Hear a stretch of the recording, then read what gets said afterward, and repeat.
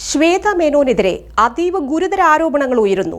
താരസംഘടനയെ BJP വൽക്കരിക്കാൻ Shweta നീക്കം നടത്തിയെന്ന വിമർശനം. ഇതിനായി 2 കോടി കൈപ്പറ്റിയെന്നും ആരോപണം. അദാനി ഗ്രൂപ്പിൽ നിന്നും 15 കോടി സ്വീകരിക്കാൻ നീക്കം നടത്തിയെന്നും പത്രസമ്മേളനത്തിൽ വിമർശനം. കോടതി ഉത്തരവിനെ തുടർന്ന് അഡ്ഹോക് കമ്മിറ്റിയിൽ നിന്ന് രാജിവെച്ച് രമേശ് പിഷാരടി. വടംവലികൾ മുറുകി, അമ്മയിൽ പോരാട്ടം ശക്തമാകുന്നു.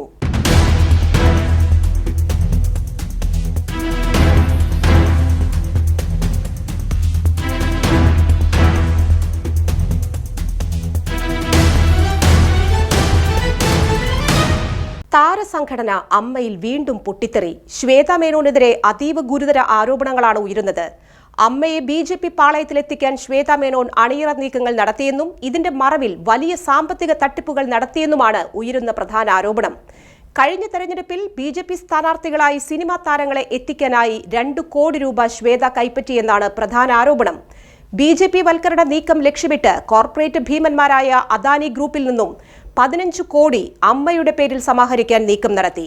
ദല്ലാൽ നന്ദകുമാർ വഴി അമ്മയ്ക്ക് സ്പോൺസർ ചെയ്ത് കിട്ടിയ 1 കോടി രൂപ 75 ലക്ഷമാക്കി കാണിക്കുക വഴി 25 ലക്ഷം വെട്ടിച്ചുവെന്ന ഗുരുതര ആരോപണവും അമ്മയിലെ ഒരു വിഭാഗം അംഗങ്ങൾ ശ്വേതയ്ക്കെതിരെ ഉയർത്തിയിട്ടുണ്ട്. അതേസമയം അമ്മയുടെ അഡ്ഹോക് കമ്മിറ്റി നേതൃസ്ഥാനത്ത് നിന്നും രമേശ് പിഷാരടി MLA രാജിവെച്ചു.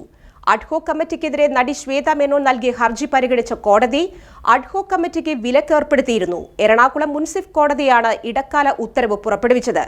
പിഷാരടിക്ക് നോട്ടീസ് അയക്കാനും കോടതി ഉത്തരവിട്ടു. കേസ് ഈ മാസം 13-ന് വീണ്ടും പരിഗണിക്കും.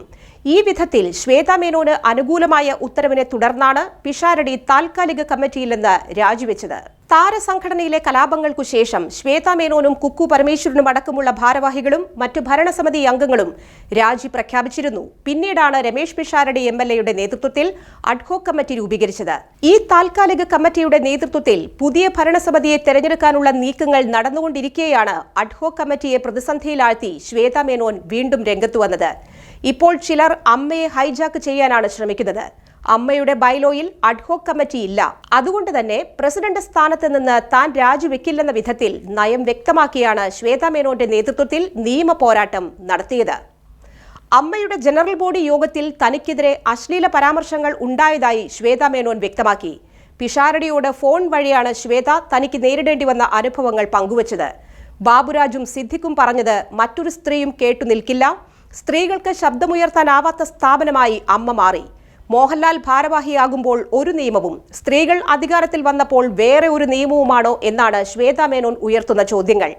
അമ്മയിൽ നിന്ന് രാജിവെക്കില്ലെന്ന് വ്യക്തമാക്കി പ്രസിഡന്റ് ശ്വേത മേനോൻ ഫേസ്ബുക്കിൽ നൽകിയ പോസ്റ്റിൽ അമ്മയ്ക്കുള്ളിലെ തമ്മിലടികളും ചേരിപ്പോരും വ്യക്തമാക്കുന്ന വിധത്തിലാണ് പങ്കുവച്ചിരുന്നത്.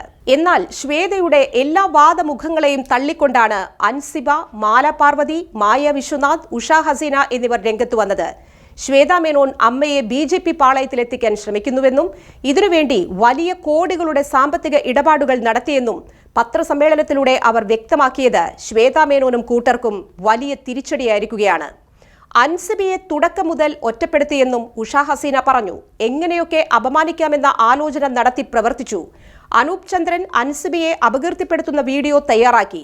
ഇതേപ്പറ്റി ശ്വേതയോട് പറഞ്ഞപ്പോൾ നന്നായി പോയി എന്നാണ് പറഞ്ഞതെന്നും ഉഷ ഹസീന പറഞ്ഞു. അദാനിയുടെ 15 കോടി രൂപ അമ്മയ്ക്ക് കിട്ടാനിരിക്കുകയാണെന്ന് ബിജെപി നേതാവായ പത്മജ എസ് മേനോൻ പറഞ്ഞതായി അവർ കൂട്ടിച്ചേർത്തു. ശ്വേത ഇടപെട്ട് പണം കിട്ടുമെന്നാണ് അവർ പറഞ്ഞത്. കോർപ്പറേറ്റുകളുടെ 15 കോടി അമ്മയ്ക്ക് വേണ്ട. അമ്മയിൽ അംഗമല്ലാത്ത ബിജെപി നേതാവ് ഇക്കാര്യം എങ്ങനെ പറയുന്നുവെന്നും മാല പാർവതി ചോദിച്ചു. ദല്ലാൽ നന്ദകുമാറുമായുള്ള കരാറുമായി ബന്ധപ്പെട്ട് അൻസിബ പ്രതികരിച്ചു. 1 കോടി നൽകുമെന്നായിരുന്നു ആദ്യം പറഞ്ഞതെന്ന് അൻസിബ പറഞ്ഞു.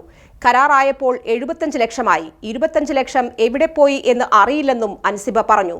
താൻ ആഭ്യന്തരമന്ത്രി രമേശ് ചെന്നിത്തലയെ വിളിച്ചിരുന്നു. എന്നിട്ടും FIR ഇടാൻ പോലീസ് തയ്യാറായില്ലെന്നും അൻസിബ പറഞ്ഞു. ശ്വേതയും കൂട്ടരും അധികാരത്തിൽ കടിച്ചു തൂങ്ങാനാണ് നീക്കമെങ്കിൽ അവർക്കെതിരെ അമ്മയിലെ സ്ത്രീകൾ സംഘടിച്ച് അമ്മയുടെ ഓഫീസിൽ സത്യാഗ്രഹ സമരം നടത്തുമെന്ന് ഉഷ ഹസീനയും പറഞ്ഞു. അമ്മയുടെ പ്രാഥമിക അംഗത്വത്തിൽ നിന്നും രാജിവെക്കുന്നുവെന്നും ഇനി കോടതിയിൽ കാണാമെന്നും വെല്ലുവിളിച്ചിറങ്ങിപ്പോയ ശ്വേത മേനോൻ ഇപ്പോൾ വീണ്ടും അധികാരത്തിൽ കടിച്ചു തൂങ്ങുകയാണെന്നാണ് ഇവർ കുറ്റപ്പെടുത്തുന്നത്. താരസംഘടനാ നേതാക്കൾക്കെതിരെ ഒട്ടേറെ ഗുരുതര ആരോപണങ്ങൾ ഇതിനു മുൻപ് ഉയർന്നിട്ടുണ്ടെങ്കിലും പച്ചയായ രാഷ്ട്രീയ ആരോപണം ഉണ്ടായിട്ടില്ല. ബിജെപിക്ക് വേണ്ടി താരങ്ങളെ ഇറക്കാനും അതിനുവേണ്ടി സാമ്പത്തിക ഇടപാടുകൾ നടത്തിയെന്നുമുള്ള വിമർശനങ്ങൾ അതീവ ഗുരുതരമാണ്.